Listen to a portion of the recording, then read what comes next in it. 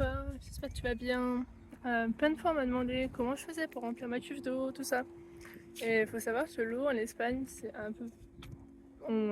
Les Espagnols apparemment ne boivent pas l'eau du robinet depuis les années 60. Bon, moi je bois l'eau du robinet et j'ai pas été malade. Donc... Mais bon, je suis habituée quand même à boire l'eau des rivières depuis que je suis enfant, tout ça. Donc là, ok, il y a du vent, c'est pas grave. Le camion est là. Là, j'avais mon petit truc. Là, il y a la cuve. Je te remontrerai après. Et là, dans ce joli petit parc, il y a de l'eau. Et il y a plein de fois, où je peux me garer devant, je sors le tuyau, il y a la pression et je mets le tuyau. Et aujourd'hui, c'est à l'arrosoir. C'est soit ça, soit payer hyper cher de l'eau. Donc, moi, je paye pas. Ou sinon, pour ça, j'ai un arrosoir dans le camion. Du coup, c'est voilà pour remplir l'eau, que ça soit plus facile dans la cuve. Et là, tu prends ton ballon de patience, t'appuies et puis tu chantes en même temps. Voilà. Et tu fais des allers-retours avec ton petit arrosoir. Et les gens sont hyper curieux, du coup, ils ralentissent. Ah tiens, c'est des Suisses. Salut la Suisse. Et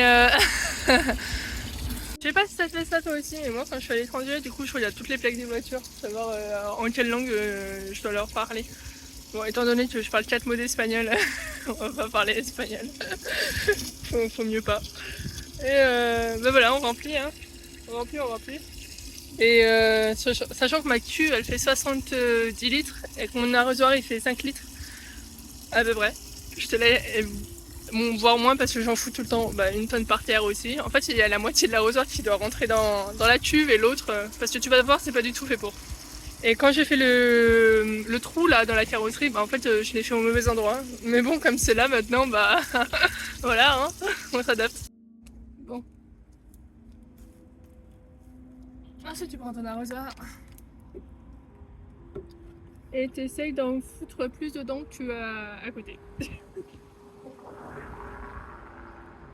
Et voilà. Et d'autres fois, si t'as du bol, et tu te gares juste à côté, tu ouvres le truc, il est sous pression, tu mets ton tuyau, hop, et en 10 minutes c'est plié. Et puis t'as ces fois là. Du coup voilà, c'est pour ça que je sais jamais ranger où l'arrosoir parce que ça prend une place de ouf. Et c'est grave chiant. Mais bon, ça fait partie des trucs à faire quoi. Moi en fait, je pourrais en remplir de l'eau un petit peu tous les jours parce que c'est plutôt facile quand même de trouver de l'eau. Et c'est juste que j'ai la flemme. Du coup, en fait, je remplis quand j'en ai plus. Voilà. Et après, j'ai des filtres. J'ai des filtres dedans directement. Et donc j'ai des pré-filtres. Et après, dans ma gourde, j'ai des filtres billes de céramique. Waouh, gros témoin là. Je disais, j'ai des filtres avec des billes de céramique et comme ça pré-filtre. Mais bon, depuis que je suis enfant, je bois l'eau de la rivière qui était au-dessus de chez moi, ou en montagne, ou n'importe où. Donc bon, voilà. Pas trop malade avec de l'eau. Peut-être que les gens, s'ils sont sensibles, ils doivent faire autrement, mais moi c'est pas mon cas. Donc peut-être qu'un jour, si j'aimerais bien acheter une gourde filtrante. Voilà. Mais bon, pour le moment, les 40 € je les mets dans le gazole.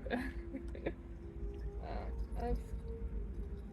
On arrive à la fin de l'arrosoir. Bon voilà, t'as compris, je fais ça pour à peu près 10 arrosoirs.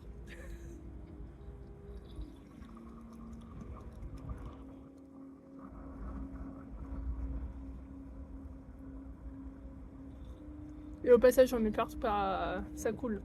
Donc voilà. J'en fais rentrer une partie, puis l'autre, la rose. Et bon, voilà.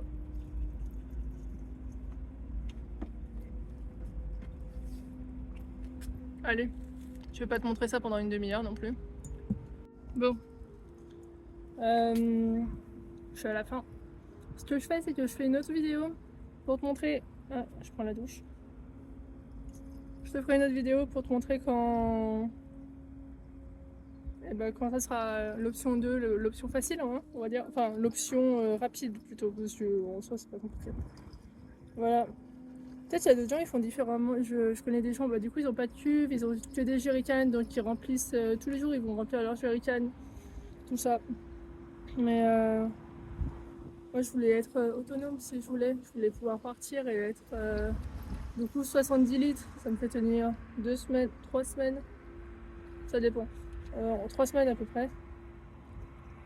Et ça dépend si je prends une douche avec l'eau de la cuve ou pas. En général, je prends pas la douche avec l'eau de la cuve. Du coup, c'est pour ça, ça me fait tenir 3 semaines, facile, pour boire, manger. Et je voulais pouvoir être autonome, du coup, c'est pour ça que j'ai choisi ça, pour pouvoir remplir d'un coup si je veux et pouvoir aller me foutre au fin fond de nulle part si je veux aussi. Et du coup, c'est pour ça que j'ai choisi de faire les choses comme ça. Mais il y a plein d'autres solutions. Moi, je préfère prendre je sais pas, une demi-heure. Là, je sais que ça va me prendre une demi-heure le temps de tout remplir. Je préfère prendre une demi-heure, on va dire toutes les 3 semaines, pour me dire ok, aujourd'hui je remplis la cuve d'eau, que d'aller chercher de l'eau tous les jours,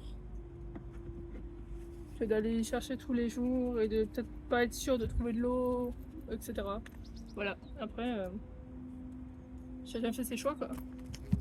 Et voilà. À toutes. Bon après, je reprends ça. Toc.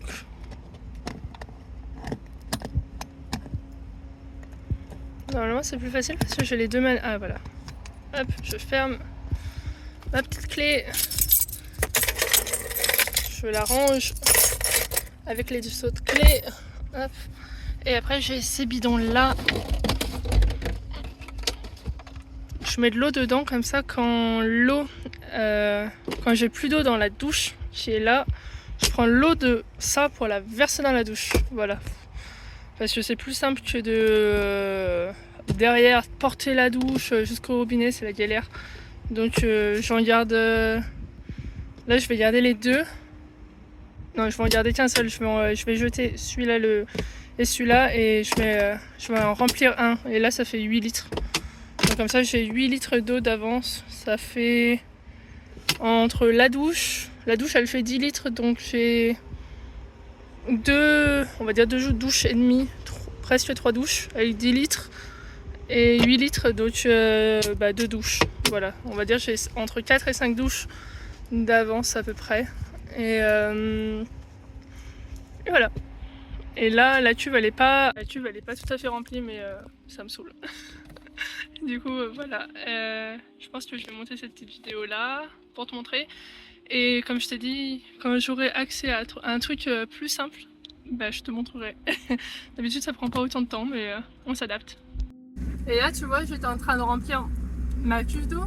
Bon, je pensais que la vidéo allait s'arrêter là.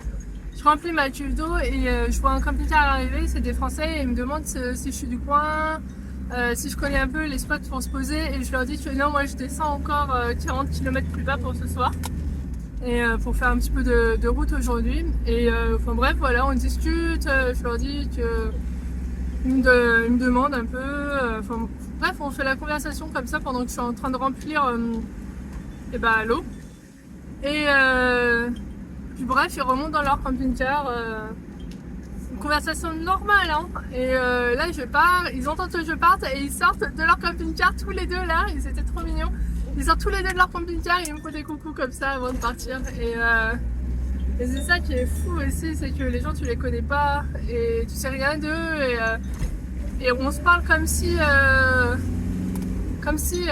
déjà c'est normal et il n'y a pas tous ces préjugements. Tu as compris ce que je voulais dire, etc. Et c'est juste waouh, ça fait du bien, ça fait du bien. Et c'est pour ça que je regarde les plaques aussi. Quand quelqu'un arrive, comme je vous parle juste un tout petit peu espagnol, voilà. Et ça, ouais, ça fait du bien. Hein. Et voilà. C'était ça, c'était important. Et Port Maria. Oui, je suis en train de conduire en même temps si t'as pas vu. Ah, le rond-point il est où allez, je te laisse parce que je suis perdue.